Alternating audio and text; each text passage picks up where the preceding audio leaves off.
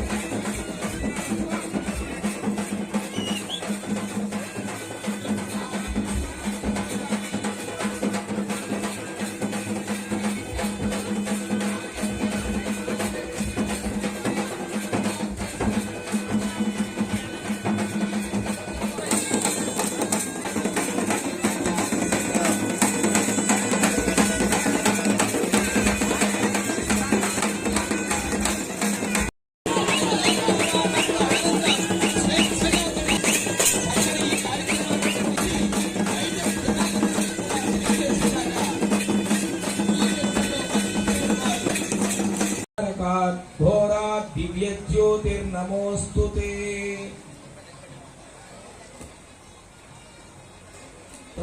గారు ఐపీఎస్ జ్యోతి ప్రకాశాన్ని గావించవలసి తెలియజేయవలసిందిగా గౌరవనీయ శ్రీవాస్తవ ఐఏఎస్ గారు కార్యక్రమాన్ని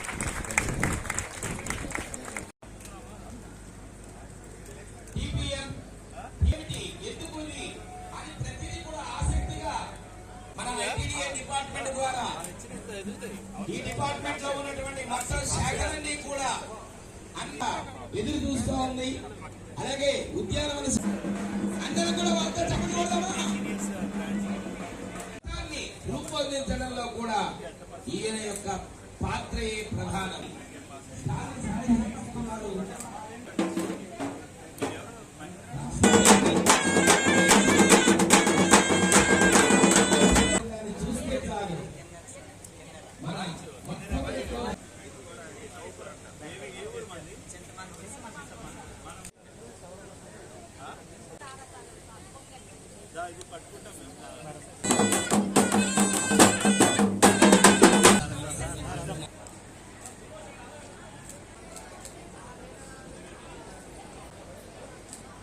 తర్వాత బిర్సా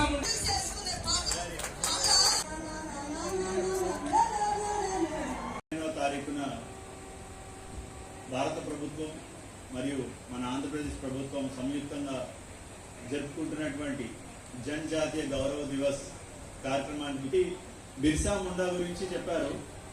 కానీ మాకు తెలిసిన, అంటే మీరు కూడా మీలాగే స్కూల్లో చదువుకుంటూ వచ్చాం, సో మాకు తెలిసిన ఒకే ఒక్క గిరిజన లీడర్ ఎవరంటే మన అల్లూరి సీతారామరాజు గారు. మన్యం వీరుడు, మన అందరికీ ఇష్టమైనటువంటి గిరిజన నాయకుడు అల్లూరి సీతారామరాజు గారు. కానీ బిర్సా ముండా గారి జీవితం కూడా చూసినట్లయితే 150 years మనం ఈరోజు సెలబ్రేషన్ రాష్ట్రం దేశం అంతా కూడా ఘనంగా జరుపుకుంటున్నారంటే కారణం ఆయన కేవలం బ్రతికింది 25 సంవత్సరాలు మాత్రమే. 25 సంవత్సరాల్లో ఆయనకి ధర్తీ ఆబా అంటే భూమికి తండ్రి, ఫాదర్ అని పేరు వచ్చింది. భగవాన్ అంటే ఆయన ముట్టుకుంటే చాలా మందికి నయం అయిపోతుందనే నమ్మకం, గిరిజనులకి ఆయన దేవుడితో సమానంగా భావించేవారు. అందుకే ఆయన భగవాన్ అని కూడా వారు పిలిచేవారు.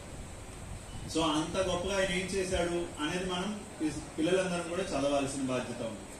అంటే ఆయన ఒకటే, తన భూమి, తన హక్కులు, తన సంస్కృతి, తన యొక్క ఆచారాలని బ్రిటిష్ వాళ్ళు కానీ అక్కడ ఉన్నటువంటి భూస్వాములు డూకీలు కానీ వారికి ఎదిరించి పోరాడాడు. ఆయన కష్టపడి అందరినీ సమిష్టిగా ఒక ఐకమత్యం తీసుకొని వచ్చి వాళ్ళ యొక్క హక్కుల కోసం పోరాడారు. కాబట్టి ఆయన మనందరికీ కూడా ఆయన చిరస్మరణీయుడిగా మిగిలిపోయారు. ఈ రోజు మనం ఆయన్ని 150 సంవత్సరాల తర్వాత కూడా ఆయన గుర్తుపెట్టుకుంటున్నామంటే కేవలం ఆ రోజు ఆయన చేసినటువంటి త్యాగం, ఆయన చూపించినటువంటి ధైర్యం, ఆయన చూపించినటువంటి క్రమశిక్షణ.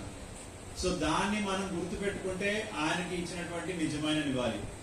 అదేవిధంగా మనకున్న అల్లూరి సీతారామరాజు గారు కూడా బ్రిటిష్ వారిని ఎదిరించి ఎంతమంది బ్రిటిష్ వారు ఉన్నా కూడా ధైర్యంగా పోరాడారు కాబట్టి ఈ రోజు కూడా మనం వారిని తలుచుకుంటున్నాం.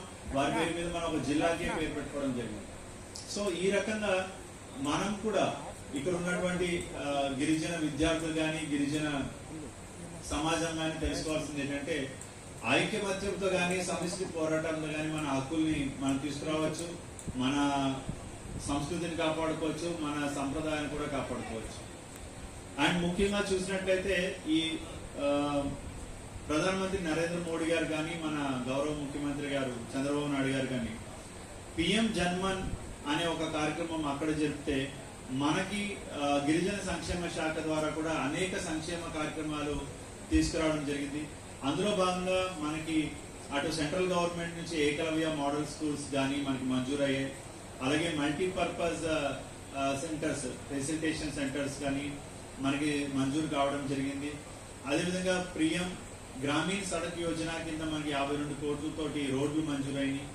ఈ అదేవిధంగా ఆయుష్మాన్ భారత్ లో భాగంగా కూడా మనకి మినీ హాస్పిటల్స్ అంటే లైక్ ఏరియా హాస్పిటల్స్ కానీ పిహెచ్సి కానీ ఎన్హెచ్ఎం లో భాగంగా మనకి PHCs and birth waiting halls కూడా మంజూరు కావడం జరిగింది.